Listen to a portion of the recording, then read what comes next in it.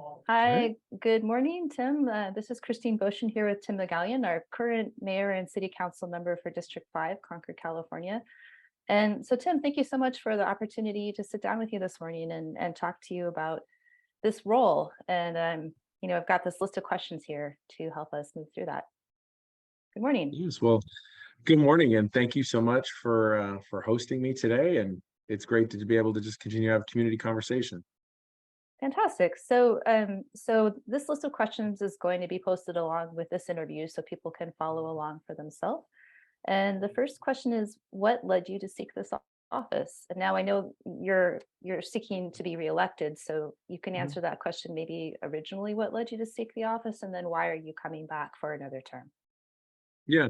No, I've been so incredibly fortunate to serve on the city council for the last 6 years, and then of course mayor for the last two.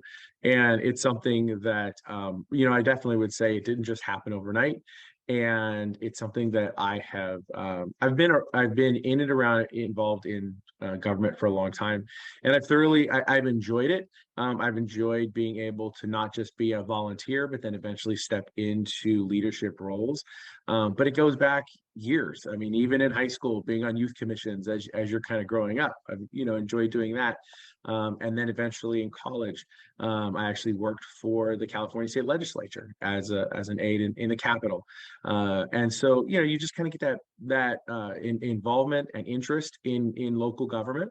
And so then when the time came and we're in Concord, and as my business is developing, I got involved in the chamber, and realize that it's about building community resources. And if you're the person that can help connect people, that's what I'm always trying to do. It's about connecting people and community, and making sure that we're kind of moving community in the right direction. And that's always kind of been my what drives me, is making sure that it's not just a single issue. It's Mhm. community as a whole, and then it's also larger. It's regionally, it's from a state perspective, and those are things that I've been very fortunate to be able to get more and more involved as we go. And so I from the chamber, I got involved on the planning commission, served on the planning commission to learn land planning and be able to understand how and why we put things where we're supposed to put things.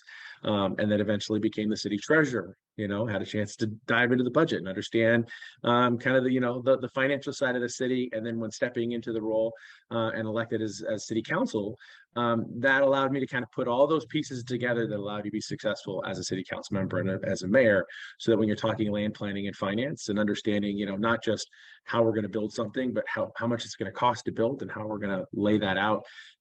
It's something that I'm glad that I have that depth of knowledge to be able to bring that forward. And it's allowed us to be successful in a lot of different spaces because of having the intimate knowledge of understanding those elements.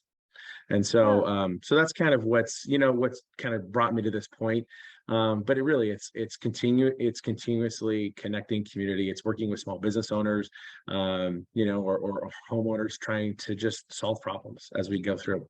So it sounds like, as I'm hearing you say, there's a certain bit of just a natural part of your personality that when you were even in high school led you to be involved in this kind of government arena, and then in college you had an internship with the state government, and then just as a member of our community and on Chamber of Commerce, it led you to more and more layers of involvement. And I'm hearing you say that you're a community connector, that you are somebody that sees the connections at a local level and also at a broader level, and that's how you see your personality and your role in this way, and bringing together the different layers and elements that go into how you take something from dream and vision to actually implementation in a city setting.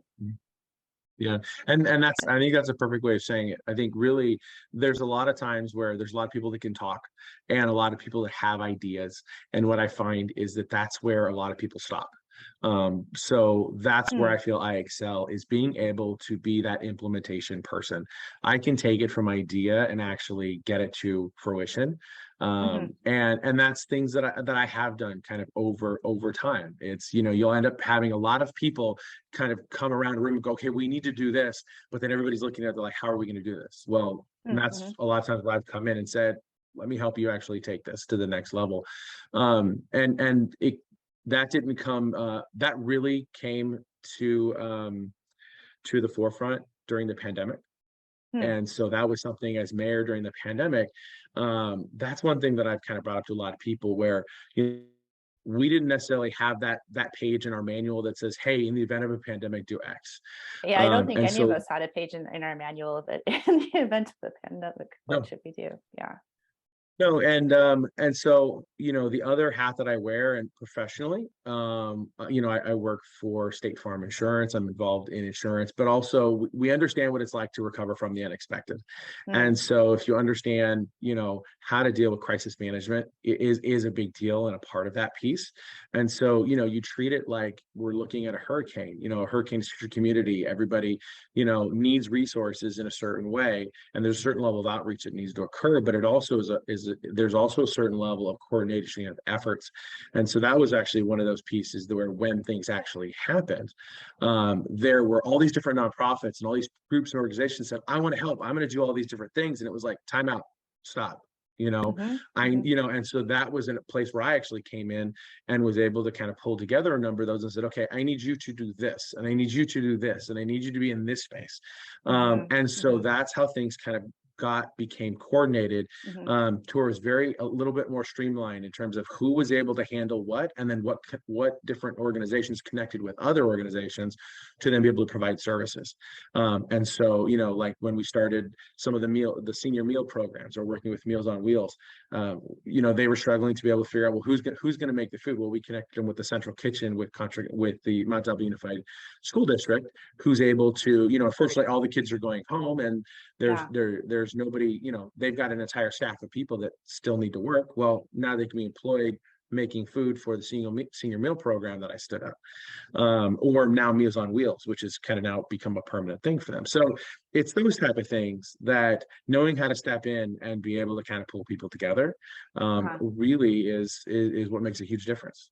So it sounds to me like you may be drawing on, because I feel like we all build, right? We have some kind of life experience here, we have some kind of work experience there, and then our capacity kind of fills in. And it sounds to me like your role as an insurance broker and a member of the insurance profession, that you see how you take chaos, right? Like any kind of natural disaster that affects a whole community, and then look at, well, what's the formula for bringing order back, and how do you figure out what's first, second, third priority? How do you understand who in your community you can creatively but in an organized fashion pull together so that they can all play a role in a way that is smooth and also win-win, is what I'm hearing you talk about with the school district and the meals program.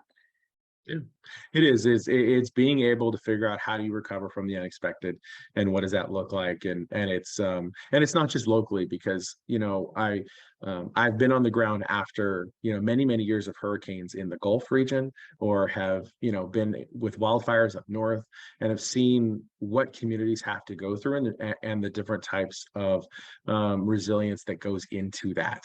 And Oh, so interesting. So you've got this real world, you've yeah, seen it. Yeah, this real world I have. perspective. I mean, I tell people I've been on the ground after almost every hurricane in the last 15 years, and I've Wow. seen that firsthand, and have helped in a number of different fashions with people. So again, that's why bringing it forward and doing some of the things we did. Hmm. And my big push was food, Hmm. and so standing up, like, I don't know if the building at 5100 Clayton Road was the old Kmart building. Yeah, I took yeah, I that don't live building that far. over. Yeah, so I know you're Okay, just down the street, but I took that right. building over and I turned it into a food logistics center. So that actually was the back end for Oh, our food operations for the food bank, White Pony Express, St. Vincent de Paul. We right. moved over 3 million pounds of food. We moved over, millions of garments with White Pony Express, both, fresh food as well. We brought in refrigeration containers, kind of all happening in that space. Like all on the down And low. I didn't think anything was yep, happening in and there. most people didn't even know it was happening. Yeah, And in some cases, that's yeah, the idea. It didn't need to be something that we needed to tout, but it mhm, just needed to happen. And right. that's why it was so important. That's how things were able to happen, and to be able to take care of the capacity to be able to make sure people had what they needed. And then we ended up doing food distribution sites at all the 4 different Catholic churches. Mhm, We did those each week, and so working in partnership with St. Vincent de Paul, Knights of Columbus, and that type of thing. mhm. And again, it's connecting and kind of knowing where resources lie to be able to make, kind of be able to help community. And it sounds like a public-private partnership in that sense, because you're talking about faith-based communities are probably nonprofits, right? And then the government, clearly you're the representative city of Concord. So it Mhm. sounds like your knowledge reaches across both of those places, the public and then the who's out there in the community already providing these services. Mhm. Yeah. Wow, thank you. So I think I'm going to jump out of order on this list of questions because I think that what you were talking about right now um, is an interesting tie-in with the fourth question, which is what are up to three decisions did your predecessors of the last 50 years? And now I'm not expecting you to be a historian, like, oh, well, in 1970, whatever, but more just that you have a sense that what we do now, the lives that we're living now are shaped by the decisions that were made by the people that were in government in the past in the city. And what are you grateful for? And what do you wish that could have been decided differently? And the reason I want to tie this into what you were just talking about is that you were talking about your experience with disaster relief or coming in when there's some kind of unexpected change. And so I would like to hear your perspective on um, decisions that were made when things could be seen coming. Like, okay, we have this change that we're trying to make happen. We're making some big decisions with land use. We're making some big decisions with city policy. So what are you grateful for, and what would you have liked your predecessors to do differently? Yeah, there's a number of different things that we've definitely done right and we've done wrong. And you look back, one of the things, and we'll talk about this later, but one of the main areas that I really focus on a regular basis is transportation. Okay. And I serve at a number of different levels, not just locally here in Contra Costa, but at the state and federal government level, and we tie in within transportation. And that's actually one of those things that, yeah, if we take back 50, 100 years, that is one of those things that we keep trying to now recover from some of the mistakes that were made because, Hmm. 50 years ago, we were a very small community. There was, 50, 30,000 people, right? Right, right. And the goal, and at no point would we thought we were going to be 130,000 people, deep with as many houses and the build out of the downtown and what that looks like. But the frustration has come is as that got built out and things got moved around, our transportation plan when it kind of first started definitely did not help us as we aged. Hmm. And so if you look at how even the downtown is dissected, right? Hmm. We have Willow Pass Road going kind of right adjacent to Toto Santos Plaza, Hmm. which is good and bad. It actually hurts it because it doesn't allow us to have true four sides of a square, Hmm. to be able to then kind of build and kind of build on a synergy from four areas. So instead you've got some busier roads going right through the middle of your downtown, Right. but then helps you from kind of that complete streets and being able to deal with safe routes for pedestrians and bicyclists, and making it so that things kind of flow together. Right, so how do they flow together with Park and Shop, and how do they flow together with maybe even as far as Sun Valley Mall and kind of that Hmm. those corridors that Hmm. people are going to interact with. Hmm. And so some of those have actually been some frustrations because as you're going down Clayton Road, in terms of the width of the roadways, and yes, I mean, there are a lot of people. We do need to have it more than just a one-lane road, Hmm. but then to try to figure out how do you move in, the pedestrian component or the bicycle component so that it's Right, safe for them right. now becomes a big problem because, do we, what how do you plan that properly without then having to kind of take some roadway away or take some sidewalk away or take some Hmm. land away from landowners. And so it really becomes a challenge to Hmm. have to replan these things that are now the realities of today. And I think um I think from my perspective, I think when we were planning our cities, and this isn't just Concord, this is pretty much the United States, or at least the Western United States. I think we were all really excited about cars. It's like it was this kind of fun, a fun thing to use, and I think represented freedom. And so we have our cities built as on the scale of the automobile, where we are mostly needing an automobile to get around, or we feel that we are. And there's that um, kind of basic understanding of what we were trying to do back then. And so now you're Mhm. saying like there's more awareness about the pedestrian safety, the bicycle safety, and then the fact that everyone lives in that suburb that's or that neighborhood that's built way out there. And Yeah. how do we manage all of that is a challenge. So you're aware of transportation, you're aware of how we're retrofitting what we're already dealing with. Do you have any Mhm. other specific Yeah. examples about decisions that we're benefiting from or could have been done better? So the good part though is in terms of decisions that we benefited from though, I have to give past councils, and even while I've been on the council, we've Mhm. always been we've always tried very hard to be diligent about how we budget. Hmm. And so, we really take a pretty deep dive every year to make sure that, hey, are the monies that we're spending right now going to hurt us in 10 years from now? What's that going to look like? And I actually step back now it's, mid 2000s when they were talking about building a library, Mhm. right? They were talking about doing this major renovation for a library. And that was one of those pieces where we didn't do it. And, there might have been a lot of people that were upset that we didn't take on this major capital improvement project. Mhm. But if you take it a few years later, when we went into the Great Recession, then it came out that, oh, thank God we didn't do that, because Oh. we wouldn't have been able to afford what it would have cost to continue to maintain and the debt that would have caused us. And that's one of those unintended consequences you don't really think about, that all of a sudden, hey, a huge recession is going to come, and we're having to then cut city staff from, at one time 600 people Mhm. down to a staff of, 400 people. Right, And we that's have huge. to really, and so it's huge, but we've made those tough decisions. And because along the way we've known where to kind of back off a little bit, but then also know, like, hey, when you have to make tough decisions, we make tough decisions. We have to, cut where we have to make cuts and make Mhm. layoffs. And they're not fun things to have to do. And I've been a part of that. But Yeah. what it's done, it's also been able to save the organization so that when the time comes, when things come back and things start to get better, we rebound faster. And so we've already seen that, to where the city of Concord has rebounded faster than other cities because of how we planned. And so that part I'm very proud of, because we've always had a very good approach of, yes, I get it. We can always spend money on every program that comes in the door, every ask that comes in the door. There's always something to spend money on.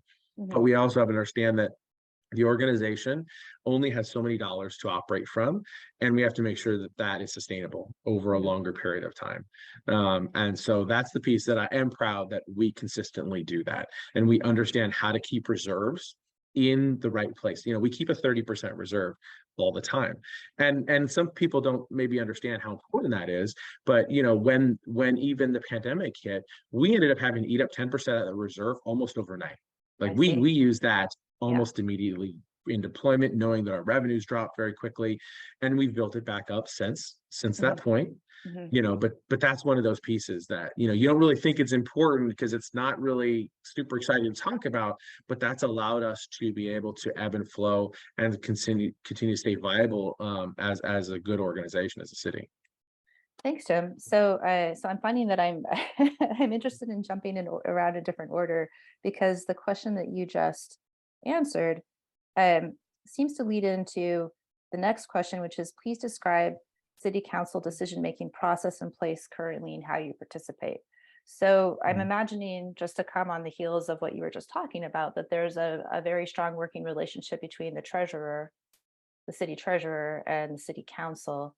So maybe you could talk about that. And then in general, for those of us that don't watch all of your meetings, Mhm. and read all the agendas, how does city council decision making happen, and how do members of the public plug into that? You were Yeah. just mentioning, people come with requests for money to be spent in this direction, that direction, the other direction. And so how is that balanced? How is that, Yeah. if you could give us either So specific or general? Yeah, so let me Yeah. actually. So one of the big ones that comes up. Let me actually start, because that's there's a lot to unpack with how we're able to spend money and the requests that come in. I'm going to Hmm. start there, and then we'll talk about some of the other things. Hmm. But the city of Concord only ends up getting so much money to spend in different areas. Okay, we take Oh, care of yeah. parks. potholes, police. And I say, and I'm using that as just kind of a quick, very simple, yes, we do 100 other things. However, but one thing that's come up of recent is dealing with like health and human services, dealing with kind of that working with the unsheltered and working in a space that we're actually not directly funded for Hmm. because the county's funded for. And so I Ah, bring that up because that's a piece where we have to be very careful, knowing that we do need to do something about working with our unsheltered. We yeah, have to have some good policies in place. There are going to be some monies that need to be spent in order to help in partnership with our regional partners with the county. But we have to be very careful because that is one of those things where we'll get funding requests to do certain things. And there'll be other areas where, but I just use that as an example because that's really front of mind right now. A lot of people are hmm, trying to figure out, hmm, hey, how is the city going to solve this problem? Well, the city's going to solve this problem in partnership with the county and other federal resources in order to okay, actually make this work. Um, and so that's why, as you're kind of going through your decision-making process, or you're looking at the way that we have to do things on council, we also work through kind of each year, we get together as a council and we do a strategic planning session. hmm, Because what we try to do is knowing that there's always going to be 100 items that are going to come before council every single meeting that somebody wants us to kind of take down. But the other thing that we don't have an infinite amount of staff and staff time to work on right, every project that comes in. right, And so a prioritization of our policies at this moment in time is something we have to do each year. So each year mhm. we'll get together and say, look, our priority this year that we are going to do at a minimum is this, this, and this. Now, We're is going to that like pick a, about sorry to interrupt you, is that like a retreat? Like the 5 members of city it council? is. Do you go into a kind of a all weekend hash it out session? It'll be it'll be an all day thing. The public's Yeah. welcome to be there as well to kind of Oh, hear, okay. and they'll give some input as well as we Right. go through it. And it'll be just like a Saturday, Saturday for most of the day. Uh-huh. And it's really helpful because it allows us to kind of openly kind of just hash things out right there. Hmm. Um, to be able to then go, and with staff. So we've got our department heads around the table, city Got it. manager, police chief, everybody kind of going, hey guys, these are some of the important priorities that we know we need to work on. We have to take care. Now, there are going to be some items that are just like, we absolutely, by state law, we have to take care of this and this. Okay, Hmm. great. We'll add that to the Sure. workload. Sure. Other things we need to talk about this and this. Okay, these are the next group of priorities that everybody, let's get consensus. And does everybody feel we want to work on? Hmm. Fantastic. So we agree on those. Hmm. And that helps staff have a direction so that they're not having to ping pong all over the place when all of a sudden somebody gets a bright Right. idea and Yeah. then all of a sudden moves your direction going, well, I'm going to do this today. Time out. Right. you know, we need to execute on this. And then we'll have to have that conversation that says, if you don't want me to execute it, what do you want me to replace in our work plan? Absolutely. Because, I've been a public servant in my professional history. And I know that like Mhm. any person showing up to their job in the morning, you want to know what you're doing that day. And if you had to shift that on a monthly basis based on, okay, a new set of directions from city council every month based on that particular meeting, that would almost be undoable for the actual people that work for the city. So I Yeah. can hear what you're saying there. Yeah, and that's Yeah. exactly it. Because yes, us 5 council members at the end of the day, we also have jobs, and doesn't mean that we're in the office every day Hmm. executing on the priorities that we've set forward. And Right. so we have to be respectful of the organization, knowing that they can only work on so many things and be successful in so many spaces. So Hmm. we really there has to be a general level of a good working relationship, general level of respect, knowing Hmm. that, Hmm. yes, things are going to come up when the pandemic hit and it was, hey, all of a sudden this is an absolute priority, we have to do this, this, and this right now. Great. Right. Right. We're probably not going to take on some of the lower level priority things, and we're going to move things right up front. That makes um, sense. So it sounds like you have to get to know your city manager and staff, and you have to allow them to advise you on practicality, and so that yearly priority setting session is where you form the basis of that, and then moving forward, probably you make adjustments and check in. I mean, I'm assuming city manager and key staff attend most of your meetings and can give you that kind of on the spot input, or is it they like attend you? every meeting. Yeah. Okay. Yeah. Mhm. Yeah, so they'll be at every meeting. We check in with them every single week. We check in with staff every week, just to make sure that things are front of mind, and things are working through the process. Mhm. And it's also when you go through those exercises and you have those meetings, it's also good to kind of know your colleagues. And it allows you to understand, not everybody's going to agree, but understanding where people are going to come from, Hmm. and helps build a general level of good consensus and Hmm. making sure you have a good working relationship with each other. And that is one of the most important things. And that's something I'm very proud of. I feel like the council that we have right now, we all have a good working relationship, and it doesn't mean we always agree, Hmm. but I know that a certain council member will have a strong view with this one point, and Hmm. another council member have another strong view in this area. But we also know that, like, in terms of moving forward, hey, they might even move us to the right or the left on a certain issue, or add another extra element in there that we may have forgot, which is great. But we're still able to then pass successful policy that's actually executable, that we can do something with. Hmm. And it's not just a bunch of people kind of arguing with each other. Hmm. And that's really something that is incredibly important, and people have to recognize, is that it's also not just one person. It's one Right. person having relationships with your fellow colleagues and staff and everyone, so that you can be successful in this space. So So I think, thank you. You keep giving me segues to other questions here. So I'm going to cycle back to question number two. Who is your base? And you can answer this like as broadly or as specifically as you feel, because as an elected official, you are bringing a certain set of interests along with you when you get elected. So how would you describe your base? I would describe my base, and the one thing that I've had the fortune of serving is, when I first started, I served at large, right? So Oh, the right. That entire was before city, we were a district before we were in driven. districts, which Yeah. which is really important for me, and that's how I continue to address how I serve on the city council. Hmm. So if you are someone within District 5, Hmm. I will treat you equally, just like if you're someone, who lives in the downtown or lives near Monument. And I find that I work with everyone across the board. So So you'll I get an I email have or the a phone call from someone who lives in a different district, and that doesn't change your responding and taking up their concern.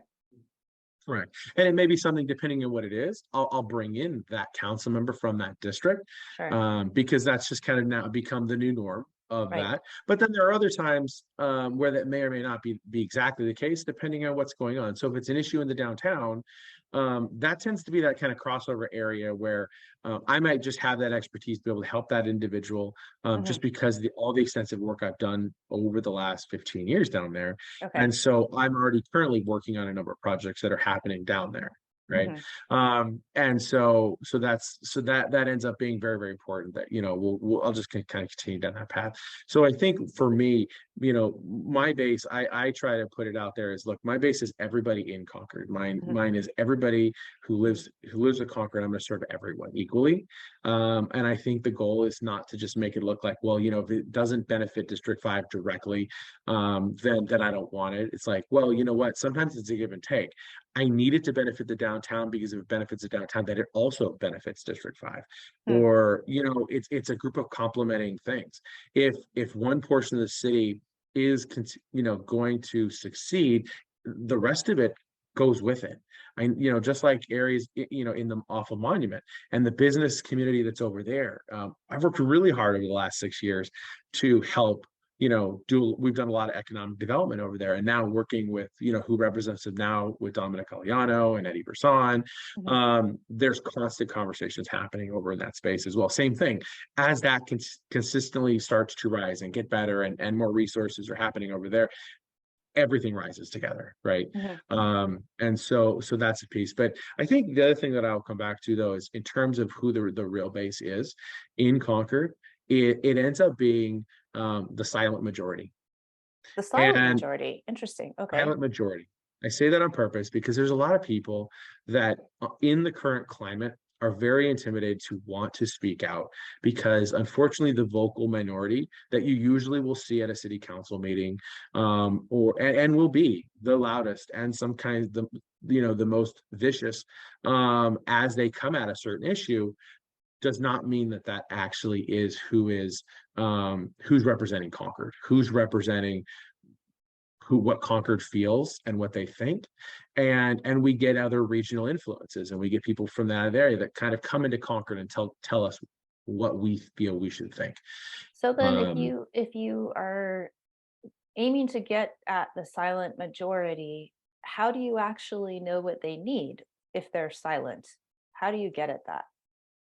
those are the people that you end up talking to. People in community, those are my neighbors, those are friends, those are family, those are business owners, those are people that say, hey, I don't necessarily want to show up to a meeting, or I don't want to put anything out in public because I don't want it somehow to come back to me, but I want to share with you how I feel about something. And that happens often. People will reach out to me and say, hey, this is how I feel about this, but I'd like to just, again, keep quiet about it, Mhm, because I don't want to publicly say that, but I want you to be aware that that's what's mhm, going on. And so, mhm. as I'm out, even in this campaign, I'm going door to door right now. I'm out Right. every single neighborhood, and we're trying to ask people the most important, what's important to you. Mhm. And that question has come up, that is the question I ask every single person I talk to the door. And a lot of times I will find 99% of the time our issues are aligning. We are right on where we want to be. A lot of people are happy with what's going on right now. They like the direction we're going, but it's one of those, making sure people understand, though, we're taking a lot of really good steps. We're moving in the right direction. Now it's time to execute on a lot of those plans that we've put into place. And it's taken a long time to get here. It's been 2, 3, 4 years that we've set up this, massive transportation and capital improvement plan that we're going to spend $120 million on over the next 5 years. Mhm. And I tell people, hey, we're going to inconvenience the heck out of you because we're going to be tearing up Treat Boulevard here pretty soon. But everybody's asked us, when are we going to repave Treat? When are we going to repave this street or that street? And those are all things that we're excited to be able to then share with them. So really, it's also making sure we're sharing back that, hey, things are going good. Thank you for your support. We're continuing to move in the right direction. But I would say that's the big piece is I'm going to do my best to communicate with them across the board so they know what I'm doing. Mhm. And then we've also done things like we're making sure that, like, a city newsletter, that was something as mayor I really wanted to really push hard to make Right. sure we are sending stuff out every single week to residents. And if you're not Oh, signed up to every get the week is city news online, yeah, that's a frequent update. it is. It's Yeah. a fantastic thing. So I really, employ people, please go on to the city website, sign up for the city newsletter that comes out every week. And then if something great does pop, it'll pop midweek. Maybe you'll get some on Tuesday or Wednesday because Mhm, there's a new update that you need to know mhm. about. But again, that's one of those pieces as mayor. I started kind of to communicate out have really heavily every single week. I would do a town hall during COVID, and really make sure that people were up to date. They'd hear from me every week just to let people know this is where we're at today. This is what's going on this week. These Right. are the different orders, and then Right. that continued. Which I think I And think so probably was very reassuring because mhm, we were all just so like, well, what is this? We're all at home. How do we even go to the grocery store? Like there were so many just basic questions. And so to be mhm, there once a week, I'm sure was a welcome presence. yeah, Um, yeah. yeah, so let's see. We talked about city council decision making process and who is your base. And then I think that leads naturally into what is your negotiation style? And I want to add to that question another layer, which is you mentioned something about the vocal minority. So the people perhaps that do show up at city council, and you mentioned something about vicious. And I think I'd like to hear because I can imagine when you're receiving, right? When people are coming and they're saying, I want you to think about this, this matters a lot to me, but they get upset and they get maybe a little bit mean. And I'm not saying that's everybody that comes to city council whatsoever, Mhm. but for those that do come in that kind of a way, in terms of your negotiation style as a human being who happens to be an elected position, um, how do you take that into account? Like, what can you do with that information coming in, and how do you balance it out with the information that you're getting from the casual conversations from people that are shy to show up in that kind of environment, maybe Mhm. for that very same reason? And so, sorry, this is becoming a very, very complicated way of asking this question, but how do you take that input from the general public that may not come to you in the smoothest way? And then you have Mhm. these four other individuals on council with you, and you're now deciding, and you're weighing the input from the people you hear from very loudly and the people you hear from more quietly? And what is your negotiation style? Um, Mine is trying to think of the best way to say this. It's knowing that when you make a decision, I need to be able to walk away knowing I made the best decision based on all the information that I had. And some of the people, there are going to be a few people that you're always going to make mad. Hmm. And In some people are government, not going to right? be happy about the decision you made. But the tough part is communicating out everything that went into that decision. And it's not always easy because a lot of people don't have the time or will take the opportunity to reach out and ask, "Hey, Tim, what went into that?" And it's something that can be frustrating because I don't just show up to a city council meeting uninformed, thinking that, doesn't mean that the decision's been made, but a lot of information has gone into making sure, okay, when we get to that city council meeting, let's go ahead and yes, we will hear from public, but we also need to know that we've also heard from hundreds of others behind the Hmm. scenes, Hmm. and we're trying to make sure that this is the best decision. And mine is, look, I always want to hear from everyone. I want to have open conversations. I am not that person that jumps up and down and gets crazy excited. And I am someone that will just, kind of calmly, we will talk. Hmm. Calmly, we will try to understand each other. We will try to figure out what makes sense. And there are going to be occasions to where, people will bring good information to the table, and it might be a part of, that small group that's yelling loudly. Sometimes some good ideas do come out of that, Hmm. Hmm. which is good, and we will use those. And Okay, so, it doesn't mean that they get shut out. so I'm just wondering, like, um sorry to interrupt you, but like, no, please. I'm just wondering because just as someone who teaches meditation as a personal example, like, what do you do when the people are yelling right then in the meeting to keep your demeanor? Like, what do you do? I wish there was a way I could put it into words. But you just have to understand that there is a greater good in what we're doing. Mm, And if you okay. decide that you somehow want to lose your cool, that doesn't help anybody. Hmm. That doesn't accomplish anything. Like I said, I'm not that person. You won't see me just coming unhinged and start yelling at anyone. Hmm. Okay, because there's not a place for that. It doesn't make sense. It doesn't accomplish anything.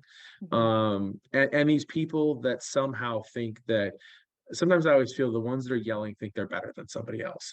They need to somehow push harder, and that's not necessarily okay.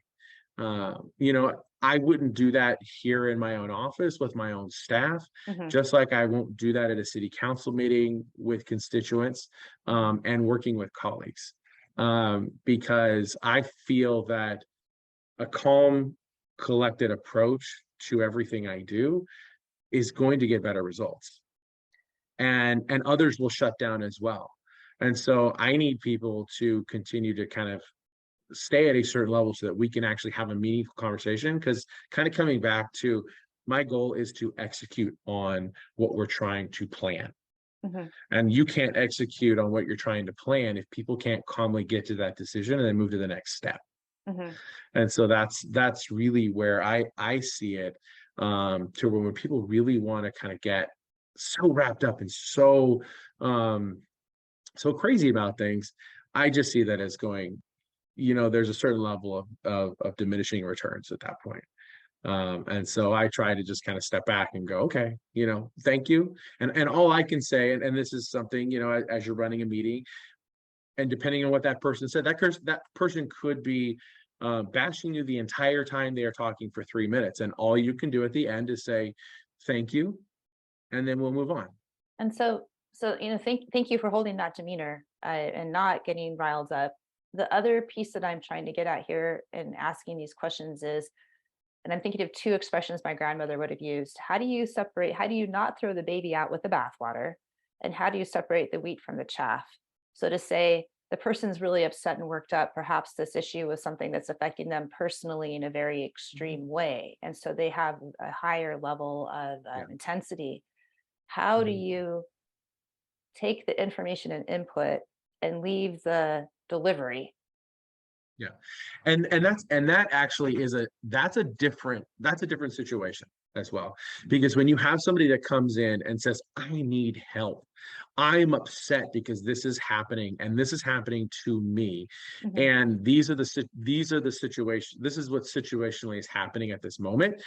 Um, I'm gonna move into a different mode at that Mhm. point. Mhm. Okay. I'm going to move into, I want to solve that problem. I want Mhm. to find out more about what you're going through and why you're in that position, and what environmental impacts are happening around you that have Mhm. gotten you to this point, to then come in and bring this to my attention. Mhm. Mhm. Um, and that's going to also go into my decision making process of the next steps, because again, I want to make a decision based on the fact that, okay, did that affect you? How did that affect you? And so what will happen is sometimes when people do come in, I will follow back up with that person and say, I'd like to meet with you and I'd like to talk further with you. Okay. I would Yeah. like to have staff follow up and find out, what was done, what wasn't done, was there a breakdown, how can we be helpful? Um, and so it all depends on what the situation is, and what the reason is for being upset in that moment, Mhm. because the goal is ultimately to help solve problems. Mhm. And so I try to go into problem solver mode first and foremost. Mhm. I want to make sure that that person has what they need and things are going to go well for them. And so that, I would say, that's a lot of times where I'm going, is I'm listening because I understand that you're upset, but I'm trying to get those keywords, key elements, key components, so I kind of Got put it. together the dots. Okay. So that's Thank that's that's where I'm trying to go with thank you. Thank you. it. Hmm. So then the last part of that conglomerate of a question is, how do you describe your negotiation style? So now you're the five of you, and you are hashing out, maybe you have some strong feelings amongst Hmm. you. What's your negotiation style? Um, mine is making sure that everybody can be heard, and it's kind of a constant check-in back and forth. My goal is never to just absolutely just push something through and say, sorry, I hear what you're saying, but I don't care what you're saying. Mhm. Especially among your colleagues, I laugh because I think in some cases too, um, it'll drive the public crazy, because the public is not always understanding of what it's like to make sausage as well. Ah. And I almost have to like apologize to people, because I do love to brainstorm. And Mhm. so part of the negotiating my style is also a level of brainstorming, which is like, look, oh, I heard that idea. Great. Let's throw that on the wall. I heard that idea. Great. We'll pull that into the mix. And then we'll start kind of moving it all down, funneling it down into what our finished product is, Mhm. so that that finished product has a little bit of everybody's elements. But Mhm. again, but it'll drive people crazy because they kind of see everything out in the open, but it doesn't mean that I'm like married to this one item, or I'm gonna for Right. sure do this Right. other thing. But Right. it's kind of ugly in the process, and then all of a sudden we land at something that actually comes together really well. It makes sense. Yeah. And it's just kind of a general style that I love. I would say I try to be very collaborative in my approach. I really try to make sure that we're able to check in. Okay, does this make sense? We're going to move this piece in, we're going to move that piece in, and then by the Mhm. time we're done, we've crafted that piece of legislation. Mhm. I usually, we feel really good about kind of where we're going. But I would say So hopefully that as kind of. a it makes sense to me as a professional facilitator what you're talking about, because you're talking about understanding all angles of the problem by listening, right? You talked about you're going to listen to everybody, make sure you've heard them, and then you're going to brainstorm, because you may have arrived. I think human beings are natural problem solvers. We usually arrive with the solution stated first. Here's what we should do. But then if you get people to back up and say, well, here's the problem I'm trying to solve. And then you Mhm. look at, how do you solve this problem, and can we brainstorm things that we might even not even have thought of coming into the room, Mhm. and Yeah. then take that, I like your sausage analogy, the crazy mess of that, and then funnel it into the thing that comes together, right? Goes into that casing and shoots out, and it's a sausage, and you can understand what a Hmm. sausage is, but it was this amorphous mix of ideas going into it. Yeah. So yeah, that resonates with me as a facilitator. I understand what you're saying. So it's not even so much a negotiation style as it is a group decision making process that Hmm. you naturally gravitate towards. Yeah.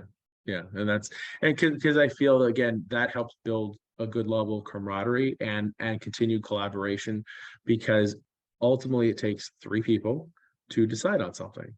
Not Okay, one that's right. person Yeah. is greater than the other on the city council. Mhm. And so that's also really important to make sure that people understand that as they want to become a city council member, as they want to, run for higher office, Mhm. you are a person that now has to work with others in order to Mhm. be successful. So if you're a one shot person that only has one item, but cannot work with others and cannot collaborate, and it doesn't have that welcoming personality component to them, Mhm. it's actually, that's why people fail. That's why Mhm. people are not successful in that space, or that's why you'll see dysfunctional city councils. Okay, right, so then the Because whole the city wrong, could fail, not just the correct, person. Right. correct, the wrong group of people are together that don't know how to actually get to a good consensus and really take into account what really needs to be accomplished and where we're trying to go. And being able to kind of execute on the vision of where we want to see Concord going. Mhm. So, yeah.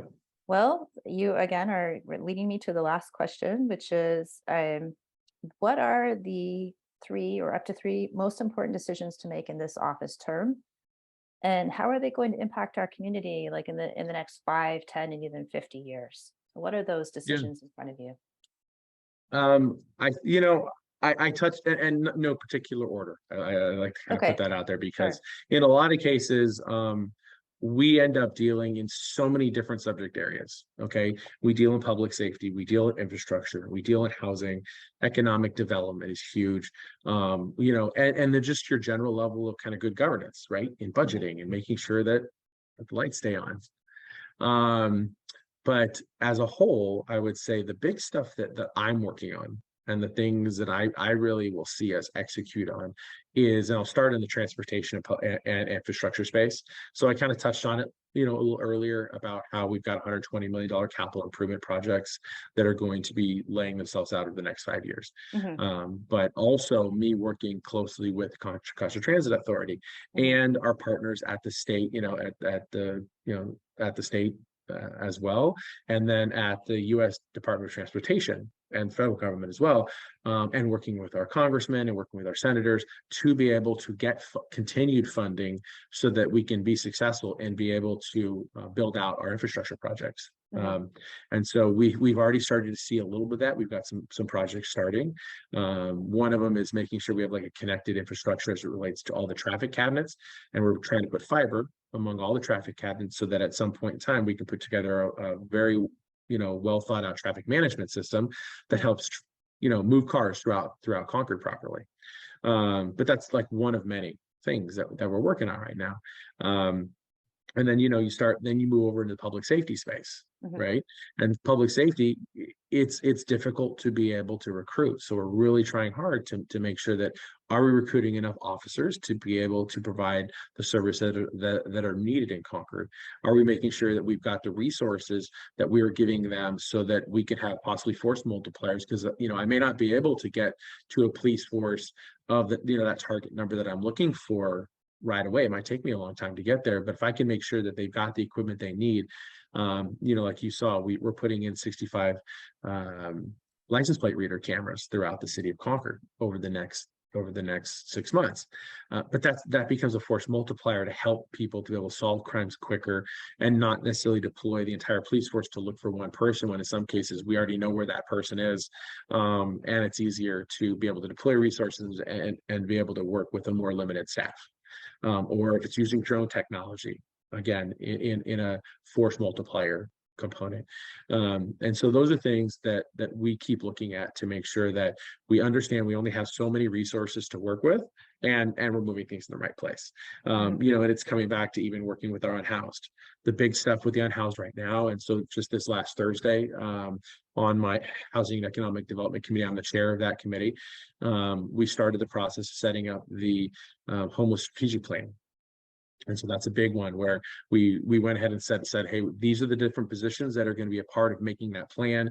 So Mhm. we're going to end up having a 7-person group that's going to help take the city through that process, along with the consultant and staff and working with the county, so that we have a very attainable plan working with the unsheltered, so that kind of coming back to, you can always spend money on things, but you have to be very careful on where those resources go. This plan will then help direct resources. This will come back to that whole thing of, guys, this is where we're going. And so it has to align with the plan, instead of just, it has to align with an idea that is getting floated out there at that moment. Those 7 people, are they appointed, elected? How do they get onto that group of people that So are they'll be looking at that? so they'll be appointed is what'll happen. Mhm. So it'll be 2 city council members and 5 members of the community in a number of different Okay. capacities. Yeah. So it's going to be like possibly someone with lived experience. It's going to be someone from the Right. nonprofit space. Right. It's going to, Okay. that type of thing. Right. So that's kind of the goal as we're trying to build that out. Mhm. So that's one of those very short-term priorities that we're really trying to make sure we get put together Right. as we keep building out kind of a systematic. And the goal with dealing with young houses, we're trying to build out a systematic approach to dealing with them. And we want to make sure that we're not just kind of throwing money at something that doesn't have a way to go. Are we seeing success? Are we making an impact? Are we working with the right people and resources and nonprofits to get somewhere? So I would say, kind of in a just a very kind of simple upfront, those are some of the areas that we're really that we're going to be doing a lot of focus around. And like I said, outside of the economic impact stuff and working with small businesses and bringing new businesses in town and working on retention, those are all a lot of. I mean, that's a space that I love as well. Working with the chamber and Visit Concord. I was going to say that probably Um, makes a lot of connection with your chamber experience. Yeah, absolutely. Absolutely. Those are the pieces I love. I love being able to, work with the new people that are coming into Concord and trying to set up their businesses, or just people that have been here. But sometimes they just need a little shot in the arm. And even having a conversation with my economic development staff and myself and a few others, and we brainstorm with them as well. Hey, have you thought about maybe this element, adding it to your business? Have you thought about this marketing idea? Have you thought about and those kind of things excite me as well. I really enjoy having those conversations with people. And in some cases we've seen success around it too. There's definitely some businesses that are doing better by reaching out and taking advantage of that. Oh, okay, good. So Yeah. yeah, so you kind of see there's a lot of things on our plate, but they're all really exciting things. And I feel we're in a good place right now. As we, I know you kind of see nationally, you hear certain things, but I would say specifically in the city of Concord, we have a lot of exciting projects we're working on as we kind of continue forward. It's just kind of keeping to the plan, do a little bit more planning, but just kind of keep moving us forward in the right direction. Thank you so much. So I think just taking a look at the questions.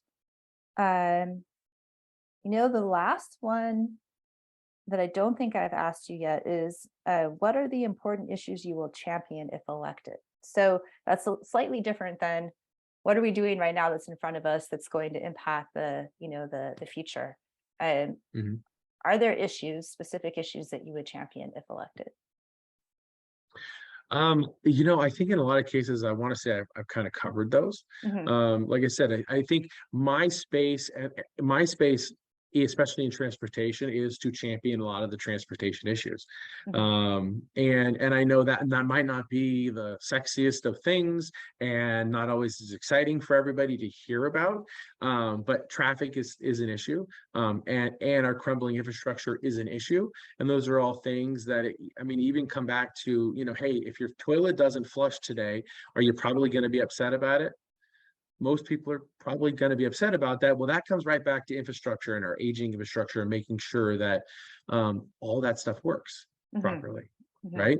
And so that's a piece that we're making sure that, like, on the practical side of things, bringing forward those resources, because that stuff costs a lot of money. And so that's where, it's myself and Dominic Aliano, we've got a task force that we've put together with our federal partners to be able to go get dollars from the federal government. And that's something we've never done before. We've never kind of had that subcommittee that has taken that up to be able to go after. We've got probably $100 million in grant funding that we are trying to go after. And if we can get those dollars to come in, that helps us, really take an even bigger step on working through our infrastructure funding goal needs that we've got in the city. So again, not not something that's always you would think would be front of mind, but there's a lot of stuff that goes into that. It's something that I'm trying to champion and kind of bring forward so Mhm, that we can make sure we take care of those bigger issues. mhm, And then I would say realistically coming back to continue conversations around working with the unhoused. And that's an issue we've mhm, got to champion to be able to make sure we are taking that systematic approach to find success and to get people to find the pathway out of homelessness. mhm, That I can't stress enough. That has to be, our vision is finding ways if it aligns with finding people's success to get pathway out of homelessness. That's where that's what we're looking for, right? mhm. So that's a big one, and making sure we're moving the right kind of resources in the right place, and just again economic development, and making sure people have what they need and be able to kind of continue to build a successful, thriving community and championing, and I'll come back to the silent majority to make sure that everybody has an opportunity to continue to share and make sure that we're all on the same page as we're moving forward, Mhm. and just continue to build community. And that's really what it's all about for me, especially. It's building community and making sure that this is the absolute best place it can be to live, work, and play. And that's what I love about it. Thank you. Thank you so much. Was there anything else that you wanted to add to this interview or conversation No, more like it? I appreciate the questions, and hopefully that was kind of helpful in terms of, and I appreciate you asking a lot of those questions of kind of the decision making processes and kind of how we dive into things Mhm. and kind of uncovering some of the nuts and bolts behind the scenes. I think hopefully that's helpful, for people to see, because I don't think everybody kind of understands what that piece of the puzzle looks like. So that's good. Thank you for doing that. You're very welcome.